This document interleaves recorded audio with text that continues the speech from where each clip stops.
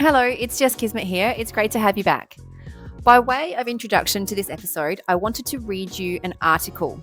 This article was published on news.com.au on the 11th of April 2024, so it's a year and a half old or so, and it gives a really solid foundation for the discussion that you're about to listen to. The title of the article is Horror $9 million Early Christmas Present for 33 Apartment Owners. I shall begin. Just 13 days before Christmas, 33 Melbourne apartment owners had their world turned upside down from a single email. Their local council, Frankston City Council, issued them with an emergency works order as their homes posed a danger to life arising out of condition of building, I quote. Combustible cladding had been installed, the residents learned, leaving them at risk of a deadly inferno if so much as the lighting of a cigarette or a barbecue went wrong. But that wasn't all. In parliamentary minutes, local politician Crewther has since detailed that there were many defects at the Frankston South site, including, I quote, multiple balcony collapses, significant cracking, water leaks that had rotted out carpets, and wall linings to the extent that mushrooms and black mould began to grow at an alarming rate, a collapsing underground car park, and more. An independent building report obtained by news.com.au estimated that it would cost in the vicinity of $9 million to fix all of this, including $7.2 million on the cladding alone. Much of that has come out of the owners' own pockets, leaving some of them financially ruined. This is not a case simply about combustible cladding and building defects, Kerry Ould, 58, who resides at the block, told news.com.au. This is a case of hard-working Victorians not getting what they paid for and now having to live in unsafe homes. The interview that you are about to listen to is with Crewther MP and Kerry Ould, both of whom have been mentioned in this article. Kerry is one of the residents from the Frankston South apartment block, and Crewther has been her advocate in Parliament for the last few years. The Victorian Building Authority was dismantled earlier this year, and the Building and Plumbing Commission was put in place instead. And this was to address some of the very serious defect issues that were occurring in Victoria. I really hope you enjoyed this episode. It's a really important conversation because what we're seeing is the beginning of Australia's own leaky building crisis. If you don't know what the leaky building crisis is, please go to the show notes. There will be a link to some more information about that and also a book that you can read. There's also a ton of articles there about Kerry's experience and many others in Victoria. So now that I've given you a little bit of background information and context, I hope you enjoy the show. And don't forget to press follow on your favourite podcast app and leave a 5-star review. Cheers, bye. Hello and welcome to the Building Sciology Poddie, where we talk about better buildings to live and breathe in. My name is Jess Kismet, and have I got a good episode for you today? If you are a builder in Victoria, chances are that you have had an interaction with the VBA, or you know somebody who has. Last year, it became apparent that what was meant to be a regulatory body that supported builders and homeowners was actually something quite different. And what unfolded had many in the industry asking who is really being held accountable here. Today, I am joined by Kerry Ould. She is one of the few people who has been brave enough to speak publicly about what has gone wrong. I'm also joined by Crewther, MP, who's been making noise in Parliament, calling for urgent reform and a shift in how we regulate builders in Victoria. Welcome, Chris and Kerry. Thank you so much for joining me. Thank you, Jess. Thanks, Jess. I really appreciate your time. No worries. So I'll first ask you to introduce yourselves. Tell us a little bit about your history with the VBA and what brought you here today. So, Kerry, if we can start with you. Yeah, Jess, probably 2018, Christmas 2018, the VBA came knocking and we had combustible cladding. Mm-hmm. Yeah, so that was the main issue with your project. Your apartment building was completely covered in combustible cladding. Yes, it was. Yeah. One of many issues. We had, amongst others. Yes. Yeah, amongst other issues. Yeah. As we were getting the cladding fixed. Damn. And you'd only just bought this place? How long had you been in there? I'd only been there a year. A year. And this was your retirement plan, right? Sorry? Was this your retirement plan or your... Well, it was going to be my retirement plan. Was going to be. Yeah. Damn. And Chris, a little bit of a background on you, if we can, please. Yeah, so my name's Crewther, and I'm the member of the Victorian Parliament for Mornington. I'm part of the state opposition, and I'm the Shadow Assistant Minister for Housing as well as rental affordability. I originally actually got involved in this issue when I was a federal member of parliament in late 2018, when I came across the issue with Kerry, who's obviously here today, and others in Colcan in Frankston South. Many apartment owners had been affected not just by combustible cladding, but enormous building issues ranging from flooding and water ingress into properties, mold, mushrooms growing, balconies collapsing or on the verge of collapse, a car park which was on the verge of collapse, so they had to park outside the property, and then they were getting fines from local council. There were so many issues, and a number of people have had to move out of the property. It's been enormous. So that's when I first got involved, and unfortunately, the fight for Kerry and other owners there is still ongoing, despite the fact that we brought it to media and others' attention. And the state Labor government are the main ones who are responsible as the authority from 2014 onwards, so back in 2018 to this day, but there seems to be little interest in helping people like Kerry. Still none. Not too much at all. There's been some assistance with still combustible cladding, but there doesn't seem to be much remedy in their situation, from a situation where there was a dodgy builder and developer and surveyor as well. Sorry, Kerry. Yeah, no one's sort of getting held accountable, Jess. Our builder did get his license, and the surveyor did get their license cancelled. Okay. And a $42,000 fine, but they've left us with a $3.4 million loan between 33 of us, and there's people that have gone bankrupt. Yeah, and the bank's taken over a couple. We've got a pensioner. He's living in his car because he's had to rent out his unit to make the extra levies. To this day, he's living in his car? Sorry? Today he's living in his car? Yeah. Oh my Yeah, goodness. there's a guy, he's living in his van, so I'm in regular contact with him because he can't live in the property. So, and it's totally devalued. They can't sell the properties, they can't get people living in them, so it's put them in a really awkward situation. And this is not to say the majority of builders are good people trying to do the right thing, but this is a minority of dodgy builders who are doing the wrong thing, who are just not being held accountable, who are screwing over consumers, but they're also making it harder for other builders to compete, other good builders to compete, say, on price, where those who are doing the wrong thing are out competing on price when it comes to construction projects. I mean, the thing is, construction costs what construction costs. So if you've got someone who is undercutting someone else, if you've got a cheaper price for the same project, you've got to wonder why. Why is it cheaper? Because what is that? A concrete slab costs the same for one builder, more or less, than it costs for another builder. So I just think it's the quality, Jess. Yeah, it's It's the quality of what you're getting. Absolutely. Yeah.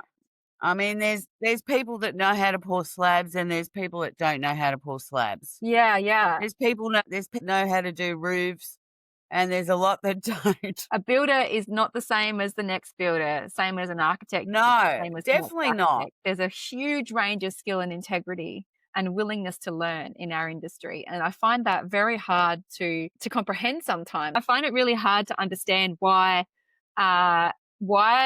there isn't the willingness to learn. I started from very humble building design beginnings, and my career development has been purely based on my own need to know more and need to understand how buildings work. And I understand that we all have got different career aspirations and different focuses, but when something is your specialty, the pocket of the industry that I work in is builders and architects and designers and consultants who deliberately go out of their way and spend extra time and money to learn better ways to do things rather than cut corners and undercut and the cheapest price possible. It's about quality and integrity, the bit that I work in, not about cheapest price. So in builder's defense, though, something I have always also struggled with in the building industry is that there isn't enough communication and education for builders. They get their ticket, they get their trade at 20, sometimes younger, around about that age.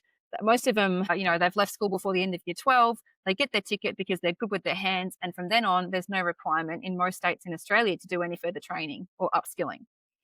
The building code changes every 3 years. There's not enough effective communication to let builders know what the changes are.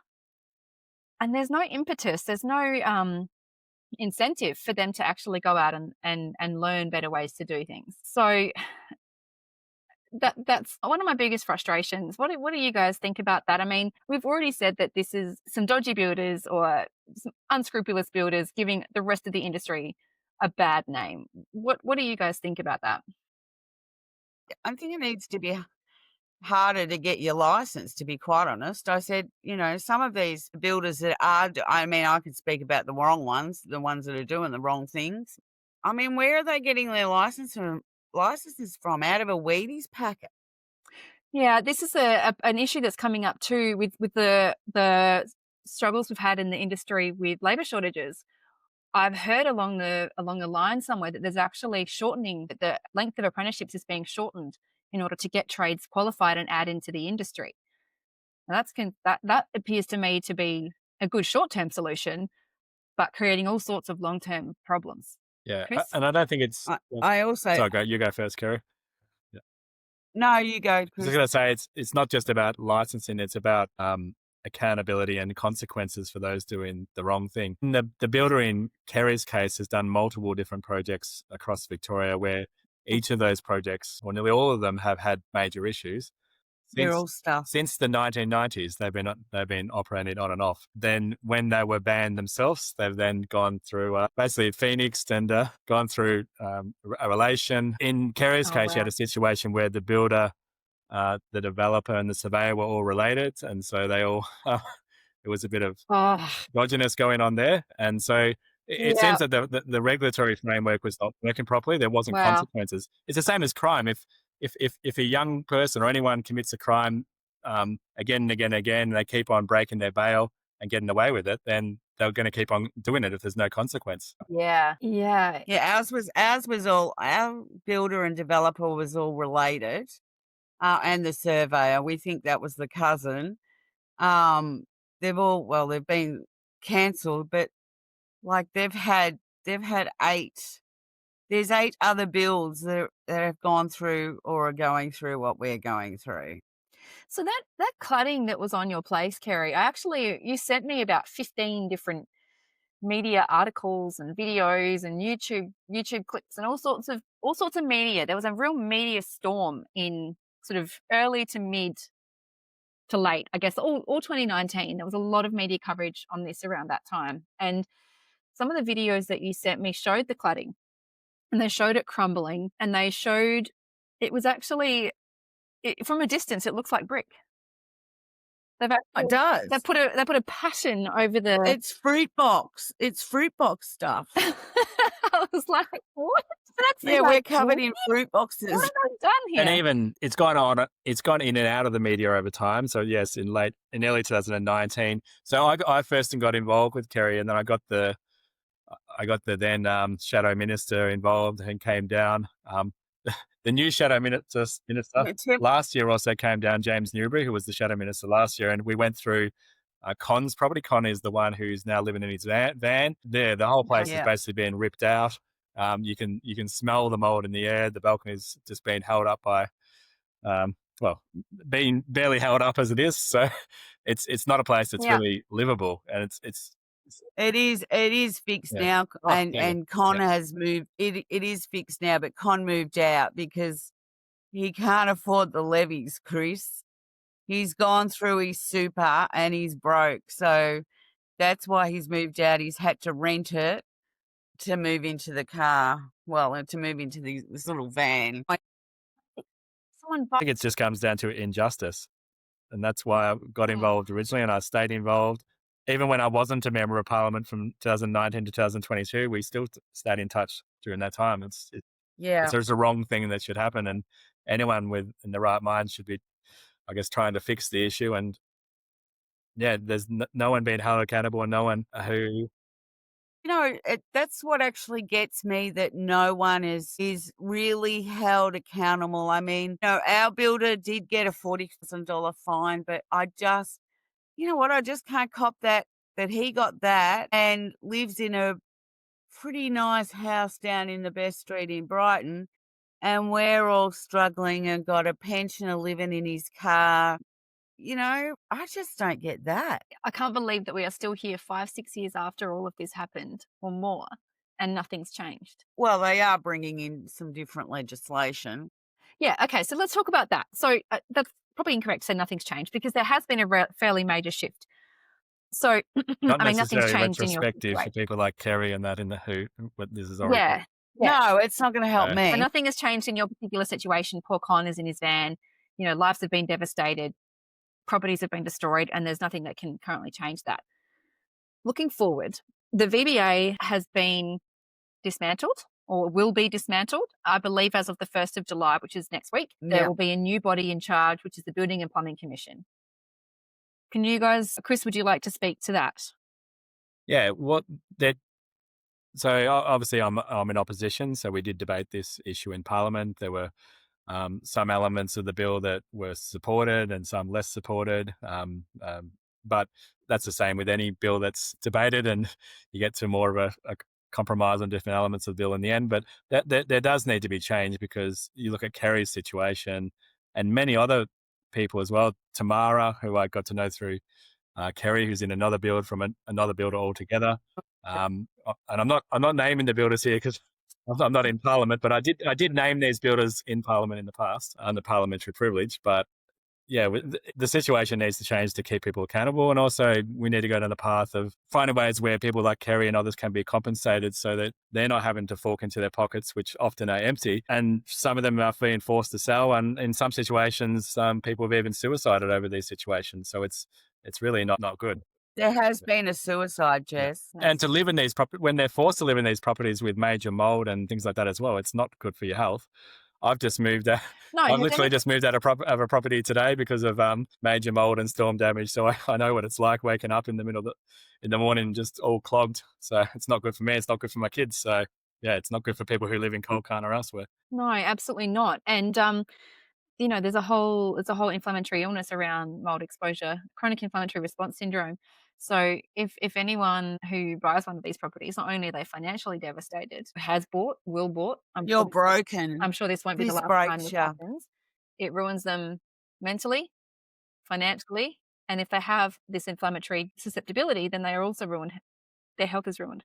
So the houses that we buy, it's meant to be such a happy thing.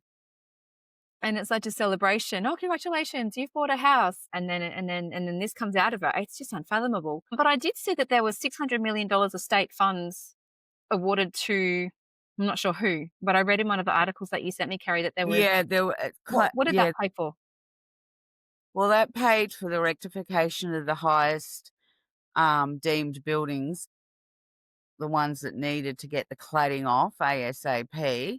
We actually went out and saw Richard win. I think I went there in about 2019 because, when I think when the government came knocking and said, you're going to have to get your cladding off and rah, rah, rah, I sat back and I thought, this is wrong. I didn't put it on the building. So a few of us stepped up and started petitioning the government and fighting and talking to MPs and really going out and trying to get everyone to listen.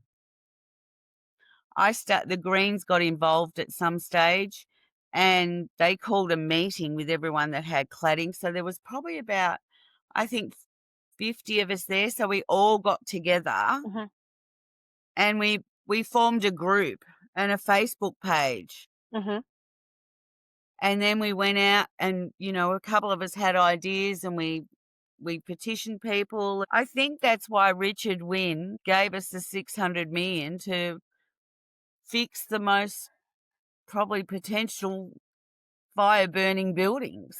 I also heard somewhere, or I read in one of those articles, that there was actually a 24-hour fire warden. We had more than we had that. So that people could actually rest and sleep at night. Because Well, I really actually think that was a bit of a,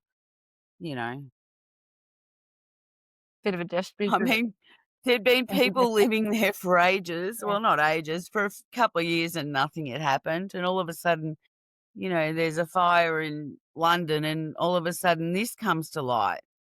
Did this happen? I mean, we have had a few fires here. Did this come to light? Sorry? Did all of this come to light before Grenfell Tower or after? They knew about it before Grenfell. But it was raised, so when these inspectors came knocking on your door, that was after. Well, actually, our inspectors came knocking on our door because when the cladding started, and we had a meeting with the VBA, I sort of said, "Well, how come you're here first?" And I got an answer back. "Oh, we know your builder was dodgy."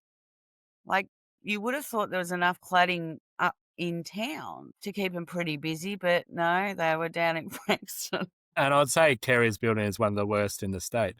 So it's And that's really just not because of the cladding. There was other no, issues, that's right?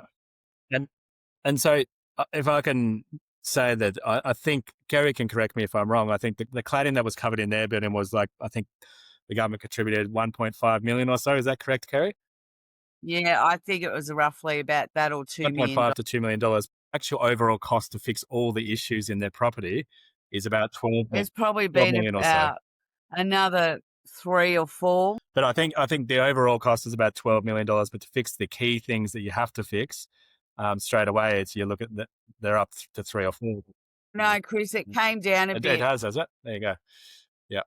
Yeah, so I think we're probably going to be up for 3 or 4. That's still plenty. That's But not between pocket change.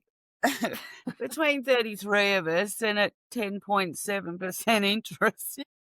Yeah. I'm glad to hear it's dropped from the original estimates of around $1 million or so, but it's still a lot for 33 people who many of them need much spare cash as well. Well, no, none of us have got any spare cash. It's time for a quick sponsor shout out. Today's episode of the Building Sciology Poddie is proudly brought to you by our amazing sponsors, Enduro Builders and Climasure. A huge thank you to these incredible businesses for supporting the podcast and helping us spread the word about better buildings to live and breathe in. Your support makes this podcast possible.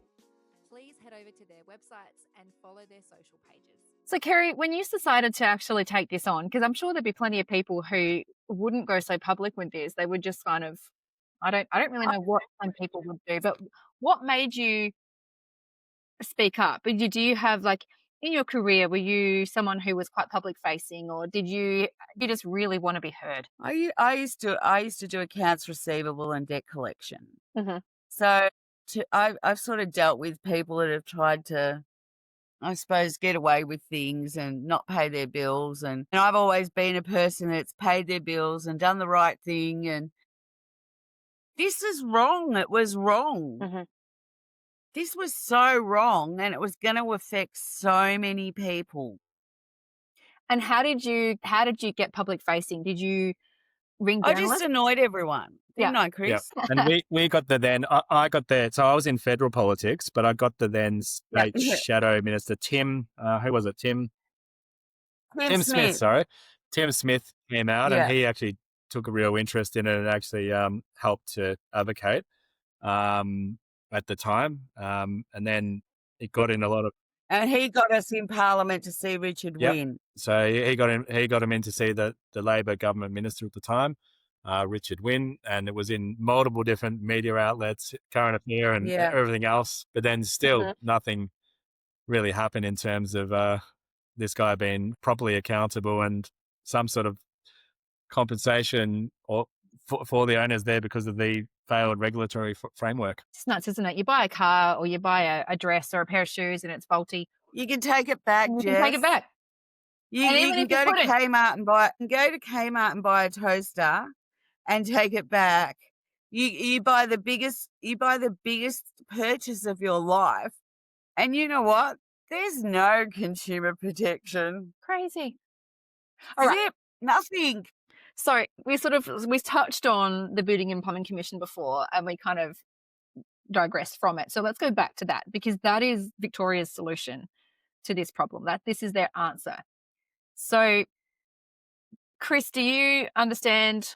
Do you have any comment on the Building and Plumbing Commission and what its new powers are going to be?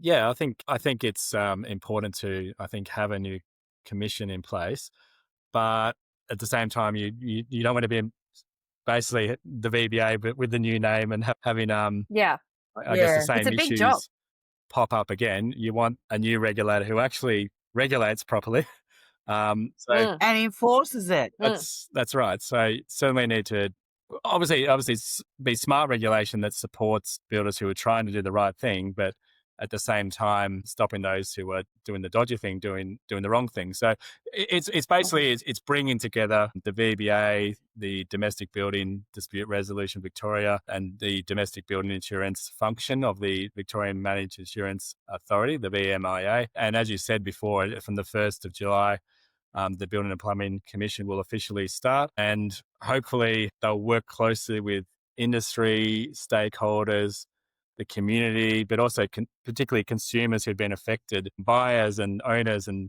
renters who have been affected, like Kerry, because they're really the people that need to be listened to. And obviously, with any change, there's going to be potentially transition problems, I'm sure. Yeah. So hopefully there's not too much of that. But yeah, it's certainly something that I guess has needed to happen, in particular because consumers have not been protected in the past properly.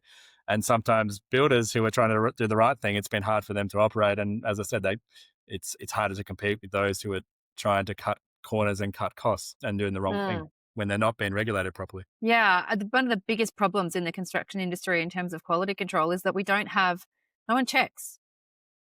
No one checks, really. Like, no one checks anything. There's one framing check, maybe, I think, in South Australia. I think we have one or maybe two checks per construction project, and I think that's it. So how can you check that anything is done? How can you check that waterproofing is done correctly? How can you check that insulation has been installed correctly? How can you check that the right windows have been put in? I mean, this is all stuff that I think about. How can you And check that's that why the I right think it cladding needs has to go been back done? to the council. That's why I think surveyors need to go back to it. Needs to go back to the council when, Bob, Sandy, and Mark were all sitting around and saying, where are we up to with, 10th Street house, Yep. and they'd all sit there and talk about it and go out and check. This was a major It's all problem. gone downhill since it's the deregulation. Now the surveyors are going out there and basically, if you don't pass the builder's stuff, some of the builder's stuff, they're not going to get that work back.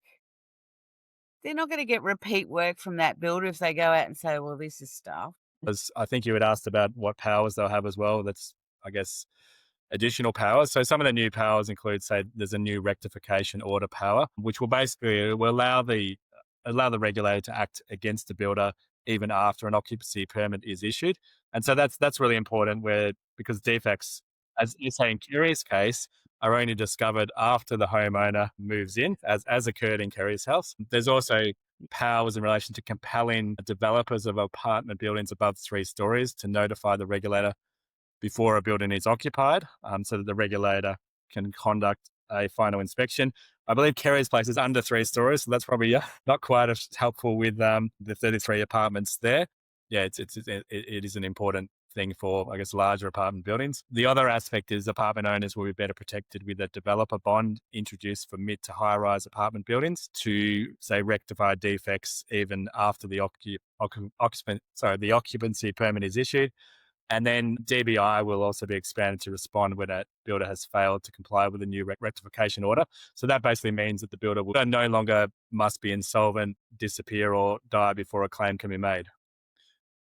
So the builder no longer really must be good. insolvent, disappear, or die before a claim can be made, I mean to say. So if all of that works and if all of that is enforced correctly, would that mean that Kerry's situation would not have happened? Well, or the way it did? It would have been. I think that the first power that I mentioned in terms of a new rectification order power to allow the regulator to act against the build after the occupancy permit is issued may have had an impact in their case. But things like the bond, it wouldn't apply for smaller rise apartment buildings like Kerry's. The compelling developers of apartment buildings above 3 stories, that wouldn't apply. To notify the regulator before a building is occupied, that's not going to apply in Kerry's situation. So I think there are still gaps. There are still gaps for, say, apartments that are low-rise apartment buildings like Kerry's and the other 33 property owners there. So I'm afraid, like with any regulator, sometimes I hope they can do a better job than the VBA, but I do worry that they might do the wrong thing as well. I worry that they will make it hard for the builders who are trying to do the right thing while not taking sufficient action against those who are doing the wrong thing, much as happened with the VBA. So that's a worry, but we'll have to wait and see, I guess. I guess we'll just wait and see. Do you think that this will push developers to just stick to 3 stories? I'll stick to no higher than 3 stories. Yeah, Not necessarily, because there's a lot of red tape. yeah, if you are going above 3 stories, obviously there can be, you invest in more, but there is more to be made potentially as well. So whereas the investment in a lower rise apartment, you might not be as much profit margin available, but yeah, they will be held a lot more accountable for, I guess, mid to higher rise apartment buildings. But even with the new rectification order power, that will certainly have an impact for low rise apartment buildings like Kerry's as well. Had that power been in place when Kerry had lived there, even after the occupancy permit was issued in Kerry's case for Colcan, it would have allowed the regulator to act against the builder. So that might have made a difference at the time. But unfortunately, these things are not retrospective. And I do think that the state government does need to intervene in cases like Kerry's. I've suggested a few other ideas in the past that perhaps there might even be a compulsory acquisition and a repurposing of those apartments where the state government then steps in to fix the issues that are there and spends the money there. And it could be utilised for, say, disability housing or other things like that, but where the current owners don't have to put into their own pocket to fix something, or the current owners aren't in the situation like they are now where they basically can't sell the place because of that negative media, but also like... We're actually nearly, we're nearly all fixed up. Oh, you are? Bruce. There you go. Yeah. But I think the issue, though, Kerry, is that your value of your property has not been at what it should be. No, not happened. So no, I've actually, I think I'm up to $110,000 that I have put in there. If you crash your car and write it off, you get the insurance company will pay you out. Yeah. Sometimes. Is the risk? My experience with insurers is they often sometimes find the little bit of a clause where I'll find a way. where they can walk away from paying out anything, and you wonder why you get the insurance to start with. So anyway, Of course, the 1% chance they will actually, Yeah. But I mean, I actually haven't had terrible luck with insurance companies and cars. I haven't had much cause to use them, but on the couple of occasions I have been fortunate that they were cooperative. It's the VBA. Is there there's liability for defects after handover? And I think I read something, I'm not sure if you've already mentioned it, sorry if you have, about, is there an insurance inclusion in that? I thought I read something somewhere about some sort of insurance policy as well. Like they would act as an insurer.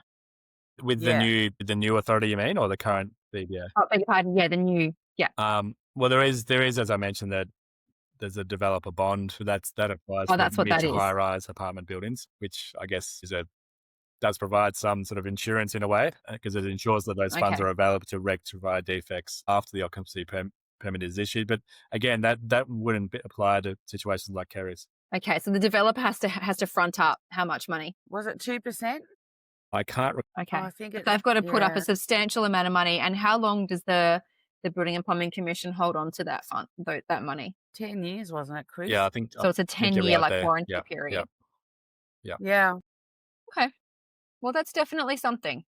As far as what do you think needs to be done to better train builders so that this doesn't happen? Do you think that this is an integrity issue or a communication issue, training issue? What do you think is actually at the heart of this problem? Probably a combination, but perhaps Kerry might give an insight as someone who's been really affected. I don't know. I don't think people care. I don't know. There's just there's no care factor anymore. So you think it's an integrity issue? Yeah. I just don't think people care, and I honestly don't know how some of them can sleep at nights after what some people put people through. And that is a real So shame. I'd say integrity. Maybe it's a bit easy to get your builder's license. There was something, a while back where there was someone at the VBA selling VBA. Was it? Yeah, they were charged too. Yeah. I think it's probably a combination as well. It's down to licensing and a little bit of integrity as well. And sometimes you get situations where you have good builders who are obviously trying to do the right thing, but when there's no consequences sometimes for those who are doing the wrong thing, some builders who are just trying to compete might decide, well, I have to go down that path as well if I'm going to stay in the marketplace. So it's about having a fair marketplace. I've done a lot of work in modern slavery through my role, and I know it's a different issue, but a person who utilizes modern slavery, much with traditional slavery, can outcompete everyone else on price. And sometimes people will go down that pathway of using slave labor, of paying people unfairly if it means they can stay in the market and compete. Or other good builders just go out of the market altogether. And then you get more and more of the dodgy ones left in the market to rip off consumers and others. So it's a combination of issues, Yeah. as I said. Yeah. It's such a price-driven industry. And Well, it's I just think you get some builders that care about their product, and there's some builders that just don't. unfortunately, it's the same in lots of industries, and it's the unassuming or unaware consumer that often doesn't know the difference between what's good and what's not, that ends up paying the price. I think these days when you go and buy a house, you need to be an engineer, a builder, Yeah. a surveyor. You need to go and get all your tickets for Just spend 10 years at uni first. so then you know what you're looking at. Maybe we need simpler ways to see, like when you look for a restaurant online, you see the reviews online and you can work out roughly if it's going to be a good restaurant or not. But having a bit more openness in terms of, say, a review system or something to compare builders a little bit easier and see, I guess, see from experience what they're like. I mean, Jess, there is some good There is some good builders out there. There are. Yeah, I work for one. I know I work with lots of them. Very, very, Yeah. very good quality, high integrity, constantly learning. Right? So when I hear about this other side of the industry, I spend my days in this happy little bubble where we're all doing the right Yeah. thing. Yeah. And sometimes, if you get referrals, like we basically need to replace the whole roof in our place, but we've got a good builder who's done part of the roof so far. But that was because we got a referral from someone we knew and trusted, who then referred these people. But if you don't have those networks or referrals, and you just look in the phone book or on Google and you pick someone to do a job, it turns out that they're not great in the end. Sometimes you don't have much opportunity to go back once it's already done. And you got to check that they've got insurance, and there's so many checks that the consumers don't know about. And They that whole actually buy probably off the need to plan run thing, commercials. Sorry? that whole buy off the plan thing is laced with risk as well. Isn't it? Oh, yeah. And people are time poor as well. They don't have actually- time to check all these insurances and everything else. They sort of just trust that 100%. someone else is doing it. So this is where we need a system that where the consumer doesn't need to do those sort of things. You should be able to just contact the person you want to do a job, or You should be able to just go online and check it all or move out. into a property trusting that things are being done properly. So Kerry should be able to go there and there was nothing wrong, but the opposite has happened in her case. And how do you find out Disaster. if you're buying a property, the owner or the seller, the vendor of that property isn't going to tell you all the problems with it because they want you to buy it. So how do you find out? Apparently they have to now.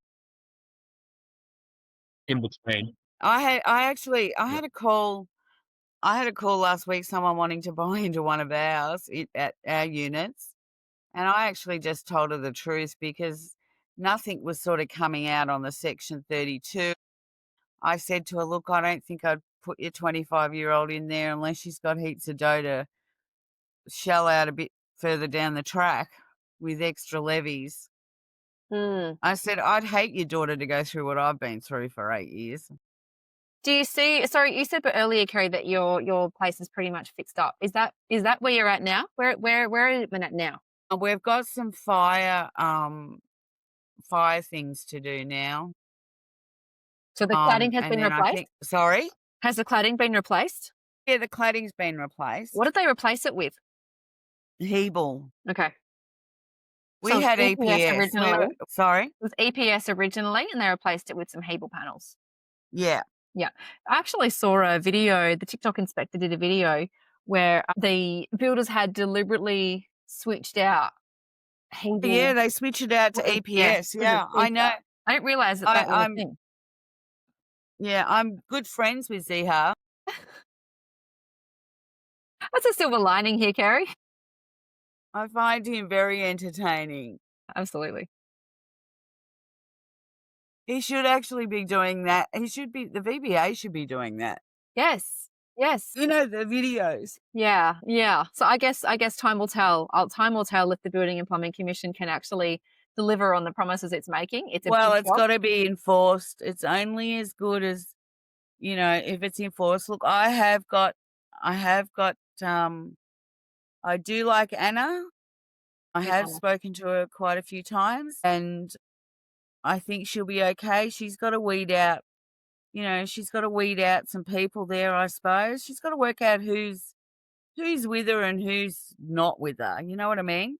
Sorry, you might have to explain who Anna is for me and for anyone else who doesn't know Anna who she is. Cronin, she's the head. Anna She's the who? head of the VBA. Sorry, Anna who? Cronin. Yes, right. I have heard of her. Yes. Us Yeah. over in South Australia. So I think she's got a big job ahead of her, and I think she's got to work out, who's going to be with her and who's going to be against her. I mean, it's a big job. I'd like to think I've got faith. Yeah. And I know we've probably touched on some of the negative elements and with dodgy builders who are not doing the wrong thing, whether purposely or otherwise. But I would, I guess, give a shout out to all the good builders out there as well, who are listening and involved, because we need good builders to stay in the industry. We need more new builders to enter the industry, because we do have a housing shortage, and we do need more housing supply in Victoria, both regular housing, affordable housing, public housing. So there's a major need for this industry. It just needs to be done right, both to protect builders who are doing the right thing, but also to protect consumers as well. And any law has to be applied And right. not rush and just have pride in your work. Exactly. I mean, at the moment, there's been quite a few years that we've been building a third world Victoria. It's have you both heard of the leaky building crisis over in New Zealand? Sorry? Have you both heard of the leaky building crisis in New Zealand? I Don't think think I've so. read it. Yeah. So basically what's happened in Victoria is very similar to what happened over in New Zealand in the late 80s through to the early 2000s. They had a lot of deregulation, privatization of certifiers, a lot of new products coming into the industry. Apprenticeships were less, I think they were shortened, less inspections, all these government changes happened. It was like this conglomeration of all these different things happening all at once that led to also increases in energy efficiency through this time. And all these factors led to what they can now call the leaky building crisis, where there was cladding crisis, where there was waterproofing, weatherproofing issues, and $47 billion worth of water damage was done to houses all over New Zealand. And I see this issue in Victoria as a mini leaky building crisis that happened in New Zealand, and it also happened in Canada at the same time. Very similar issues. So this is not new. This is something that's been happening globally for quite some time. And I'd really like it if the Australian industry could take those lessons from New Zealand, which is just across the ditch, not very far away, and from Canada, and all of the building scientists and consultants and builders all over the world who know what went wrong and how to avoid that happening in the future. I'd really like it if our industry could learn from those mistakes and not keep repeating them. And privatization of certification was definitely one of the big factors. Yep. And I see it unfolding in a similar way here. So Correct. I hope that the Building and Plumbing Commission can really deliver on the improvements that it is claiming to be making and making construction safer for consumers in Victoria. We hope so as well. Yeah. And if not, we'll be certainly too. keeping the state government accountable from the opposition's perspective. Excellent. Good work. We'll have to. All right. Well, I think we will finish up this conversation on one final question that I ask all of my guests on this podcast. My final question is, what is the one thing that you want people to know? Chris, you first. In the building industry or in generally? listener, whoever is listening. So builders, architects, homeowners, out of everything that you've learned through this whole process and everything that you've done in your career, what is the one thing you want people to know? I think just do your due diligence when you are, say, choosing builders or others, the tradies to do work for you, but also do your due diligence when you are buying a new property or moving into a property as well. That's, yeah, I guess in the absence of proper regulation, yes, you certainly do need to do that. And Kerry, how about you? Hello? Yeah, I'd like to say to the ones that are doing a good job, good on you. And to the ones that aren't doing a good job, and you know probably who you are, get out of the industry because you destroy people's lives. Sadly, that is proven to be true. Yeah. All right. Thank you very much, Chris and Kerry. I appreciate your time and Thanks, your honesty and all of your advocacy in the industry. Jess. That is all for today. Thanks so much for tuning in. There'll be another episode in a fortnight, so if you would like to listen into the types of conversations that I have all the time, please subscribe on your chosen platform. Rate the show, leave a comment, whatever you like, share with your friends and family. I'd love for you to spread the word about the Building Sciology Poddie. There's a link in the episode description where you can head to a landing page, and there are some show notes there with relevant links and a full transcript of the show as well, and also links to my socials. So if you're not already, I'd love for you to follow along there too, as I share lots of building science and building biology tips. Thanks again. I'll be back in 2 weeks, so until then, happy healthy building.